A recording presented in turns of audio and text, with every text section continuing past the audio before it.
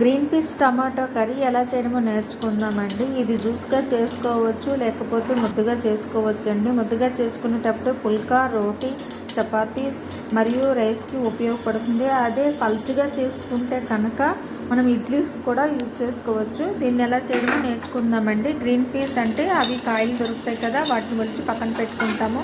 టమాటాలను ముక్కలుగా చేసి అందులో వెల్లుల్లి, అల్లము, పచ్చిమిర్చి వేసి మిక్స్ చేసి పక్కన పెట్టుకుంటామండి.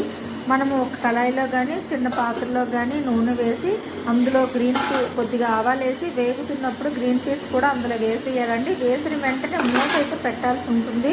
మూత పెట్టేసి మనం కొంచెం కలిపి మళ్ళీ కొంచెం సాల్ట్ వేసి మళ్ళీ మూత పెట్టేయాలండి. ఈలోపు అవి 5 మినిట్స్ కాదు 5 సెకండ్స్లోన ఫ్రై అయిపోతాయండి. మూత పెట్టకపోతే టప్ టప్ అని తుల్లిపోతాయండి. అందువల్ల మూత అయితే పెట్టాల్సి ఉంటుంది. 5 నిమిషాల్లో కర్రీ అయితే అయిపోతుంది. తర్వాత మనం ఏం చేయాలంటే ఆనియన్స్ని వేస్తాము. కొంచెం వేగినాక పసుపు, ఉప్పు, కారం వేస్తామండి. అది వేసిన తర్వాత మనం టమాటా ప్యూరీ రెడీ చేసుకున్నాం కదా, అల్లం, వెల్లుల్లి, పచ్చిమిర్చితోని ఆ టమాటా ప్యూరీని కూడా అందులో వేసేస్తాము. మళ్ళీ మూత పెడతామండి. బాగా ఉడికిన తర్వాత, బాగా వేగిన తర్వాత కొంచెం సాల్ట్ వీలుంటే అప్పుడైనా వేసేయచ్చు. మనం ముందే ఆ గ్రీన్ పీస్కి సాల్ట్ వేసాం కాబట్టి మనం ఎక్కువ వేయవలసినంత అవసరం కూడా కొన్నిసార్లు ఉండదు. తర్వాతైనా చూసుకొని వేసుకోవచ్చు.